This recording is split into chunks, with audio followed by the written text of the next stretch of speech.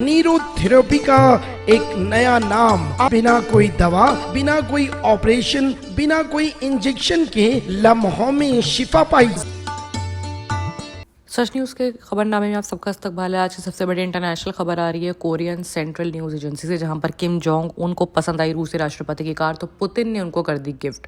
Korean central news agency ने कहा है कि किम की बहन किम यो जोंग और बाकी लोग उत्तर कोरिया अधिकारियों ने संडे को उपहार एक्सेप्ट किया और उन्हें पुतिन को अपने भाई की तरफ से धन्यवाद भी दिया। रूसी राष्ट्रपति व्लादिमीर पुतिन ने अपने विशेष संबंधों को प्रदर्शित करते हुए उत्तर कोरिया नेता किम उन जोंग को प्राइवेट इस्तेमाल के लिए एक कार गिफ्ट करी है। उत्तर कोरिया की सरकारी मीडिया ने ट्यूसडे को ये जानकारी दी है। वहीं क्रेमलिन ने भी इसकी कंफर्मेशन करी है। एक बयान में कहा गया है कि पुतिन ने किम जोंग उनको रूसी औरस लिमोनसन गिफ्ट कर दी क्योंकि उत्तर कोरिया नेताओं को उनकी पिछली रूस यात्रा के दौरान बख्तरबंद कार पसंद आई थी। उन्हें वॉस्टोचन क्रॉसड्रोम में रूसी राष्ट्रपति में बगल में कार अंदर बैठे भी देखा गया था। क्रेमलिन के प्रवक्ता दिमित्री पेस्कोव ने इसके बारे में कहा है कि जब DPUR के प्रमुख वोस्तोवोस क्रॉसमेंट में थे तो उन्होंने कार को देखा। पुतिन ने उन्हें इस रूप से दिखाया। किम को भी ये कार पसंद आई, इसलिए उन्हें तोहफतन दे दी।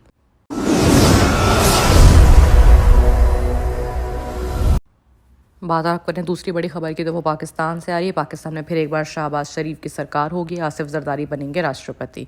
पाकिस्तान तहरीक इंसाफ पार्टी समर्थित उम्मीदवारों और सुन्नी इत्तेहाद काउंसिल के चुनावों में बहुमत हासिल करने में विफल रहने के बाद नई सरकार बनाने का फॉर्मूला सामने आया है। पाकिस्तान में सरकार बनाने को लेकर तस्वीर साफ होती दिख रही है। कई दिन की बातचीत के बाद पाकिस्तान पीपल्स पार्टी और पाकिस्तान मुस्लिम लीग नवाज के बीच एक नया गठबंधन सरकार बनाने के लिए सहमति बन गई है।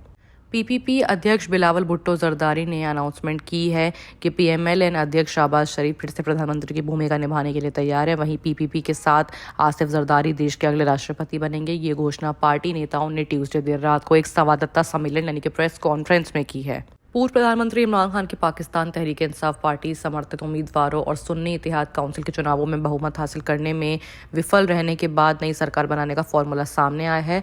आपको बता दें कि दोनों पक्षों को 8 फरवरी को हुए चुनाव में मिले जनादेश के बाद सत्ता साझाराकरण में अहम भूमिका करनी पड़ी है। PMLN ने कम से कम 75 सीटें हासिल करी। वहीं PPP ने 54 सीटों के साथ तीसरी जगह पर आई है। मुत्तहिदा कौमी मूवमेंट पाकिस्तान अपनी 17 सीटों के साथ उनका समर्थन करने पर सहमत हो गई है।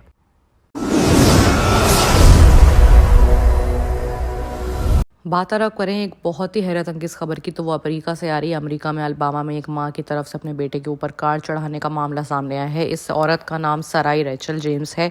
उसने अपने 7 साल के बच्चे को सजा के तौर पर स्कूल से घर पैदल जाने के लिए कहा था। बच्चे को मजबूर करने के बाद उसने गलती से अपनी कार उसके ऊपर ही चढ़ा दी। बोस शहर के पुलिस अधिकारी ने बताया कि हादसा 9 फरवरी का है। महिला अपने बेटे को स्कूल से पिक करने गई थी। इस दौरान उसने प्रिंसिपल से सुना कि उसका बच्चा कुछ परेशानी महसूस कर रहा है। ये सुनकर उसने एग्जाम्पल सेंड करने के मकसद से पनिश करने का फैसला करा। माँ स्कूल से बेटे को कार में बिठाकर निकली, मगर रास्ते में उसने उसे नीचे उतर जाने को कहा। इसके बाद उसने अपने बेटे से कहा कि वो यहाँ से दौड़ते हुए घर के लिए जाए। स्कूल और उसके घर की दूरी 8 ब्लॉक की थी। लड़का पैदल घर के लिए जाने लगा। इस बीच अचानक उसने चलती हुई कार के दरवाजे का हैंडल पकड़ने की कोशिश करी। तभी उसकी माँ ने गाड़ी की स्पीड बढ़ा दी और उसका बेटा घसीटने लगा। जब तक औरत को कुछ समझ में आता तब तक कार का पिछला चक्का उसके ऊपर चढ़ चुका था। बच्चे को घायल अस्पताल में भर्ती कराया गया। पुलिस अधिकारियों ने बताया कि इस पूरी घटना में राहत की एक बात है कि बच्चे को बहुत गंभीर चोट नहीं आई है। ऑफिसर का यही मानना है कि औरत ने गलती से कार अपने बेटे के ऊपर चढ़ाई। हालांकि जरूर है कि उसने सजा के तौर पर बच्चे को पैदल घर भेजने का फैसला किया था। ऐसा हो सकता है कि उसे इस बात का एहसास ना रहा हो कि उसका ये कदम कितना ज्यादा गंभीर हो सकता है। इस घटने के संबंध में 27 साल की सराय रेचल जेम्स पर गंभीर जुर्माना लगा है। पुलिस हिरासत लेने के बाद उससे $50,000 के मुचलके पर रिहा करा है।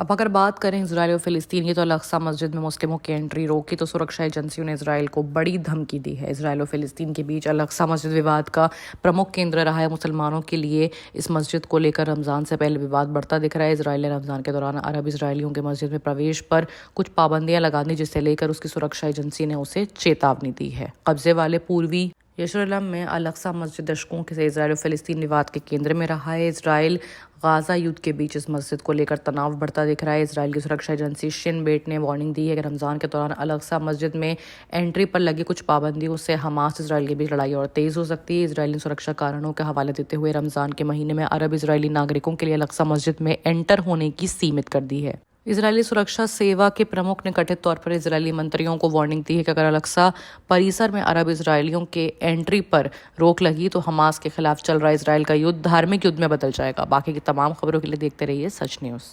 गाजी kidney centre and multi speciality hospital गुर्दे और बवासीर के इलाज का 40 साल मशहूर हॉस्पिटल, जहां हजारों पेशेंट्स क्योर हो चुके हैं। Doctor Husaini international national award winner और दूसरे डॉक्टर्स और लेडी डॉक्टर्स की जेर खिदमत गुर्दे के तमाम अमराज का मुकम्मल ट्रीटमेंट किया जा रहा है। गुर्दे फेल हो चुके हों, डायलिसिस करवा रहे हों, याद रखिए डायलिसिस कोई इलाज नहीं, इससे 1% भी गुर्दे रिकवर नहीं होते। हाँ, डायलिसिस टेम्पररी रिलीफ दे सकता है, लेकिन हमारे ट्रीटमेंट से गुर्दे फिर से फंक्शन में आ सकते हैं। गुर्दे श्रिंक हो गए हों या सिस्ट हो, गुर्दे की पथरी हो, कैसी भी गुर्दे की तकलीफ हो या पाइल्स यानी बवासीर, चाहे ब्लीडिंग हो या कोम, बगैर ऑपरेशन मुकम्मल क्योर ट्रीटमेंट का एक ही centre, Ghazi kidney centre, DLRL main road, opposite Vikas high school, Chandrayangutta, Hyderabad.